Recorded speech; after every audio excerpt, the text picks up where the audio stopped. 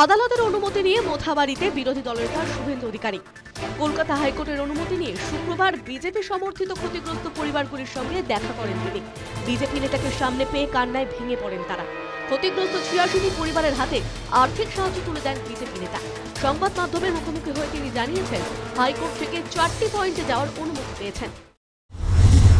থেকে 3 বার প্রদীপ যাদব জিকে আমি মেসেজ পাঠিয়েছি, মানে মেল পাঠিয়েছি আমার অফিস থেকে, আমাকে অ্যালাউ করুন, একা অ্যালাউ করুন, দুজনকে অ্যালাউ করুন। অ্যালাউ করেনি, সব পরিশেষে হাইকোর্টে যেতে হয়েছে। ৮৬ জন ক্ষতিগ্রস্ত, আমাকে 4টে পয়েন্টে যাওয়ার অনুমতি দেওয়া হয়েছিল। আমি সেকেন্ড পয়েন্টে এসেছি, আরো 2টো পয়েন্টে যাব। এবং যাদের যা ক্ষতিগ্রস্ত হয়েছে আমরা আপাতত 50% তাদের হাতে তুলে দিচ্ছি। অসৎ উদ্দেশ্যে শুভেন্দু অধিকারী সেখানে গিয়েছেন বলে অভিযোগ করেন তৃণমূলের জয়প্রকাশ মজুমদার।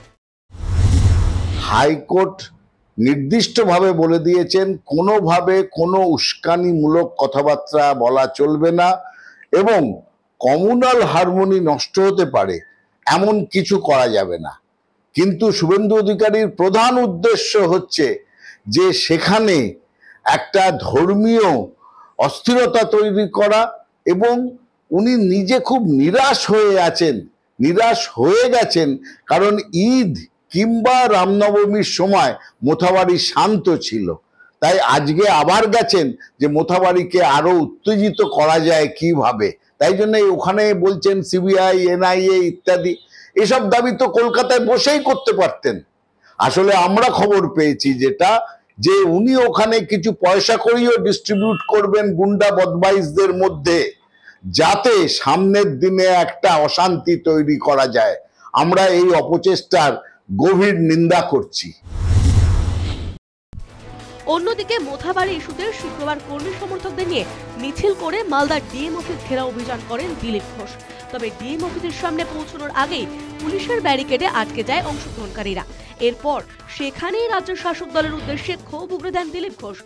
নিজের বক্তব্যে চাকরি হারাদের প্রসঙ্গও তোলেন তিনি। যোগ্য 18,000 মানুষ যারা 12 বছর ধরে চাকরি করছে, শিক্ষিত ছেলে মেয়ে বিয়ে হয়ে গেছে, ছেলে তারা স্কুলে পড়ছে, বাবা মার বয়স হয়ে গেছে, তাদের খাওয়া দাওয়া, তাদের ওষুধের খরচা আছে, জীবনের চাকরির 1/3 সময় চলে গেছে 12 বছর। এখন হঠাৎ জীবন থেকে চাকরি চলে গেল, 50,000 টাকা ইনকাম ছিল, বন্ধ হয়ে গেল, তারা কোথায় যাবেন? তাই তারা ডিআই অফিসের সামনে ধর্ণা দিচ্ছেন। এই 18,000 লোকের চাকরি ফেরত দিতে হবে। মমতা ব্যানার্জিকে নাকি খত দিয়ে গিয়ে সুপ্রিম কোর্টে বলতে হবে এদের কাছে যে 18,000 লিস্ট আছে ওইটা বৈধ, এদের চাকরি ফেরত দিন, বলতে হবে। গত 28 মার্চ দুই গোষ্ঠীর সংঘর্ষে উত্তপ্ত হয়ে ওঠে মালদার মোথাবাড়ি। সংঘর্ষের জেরে বেশ কিছু ঘরবাড়ি এবং দোকানপাট ভাঙচুরের অভিযোগ ওঠে। অভিযোগ, দুষ্কৃতীদের এখনো গ্রেপ্তার করা হয়নি। ঘটনায় এনআইএ ও সিবিআই তদন্তের দাবি তুলেছে পদ্ম শিবির। News time.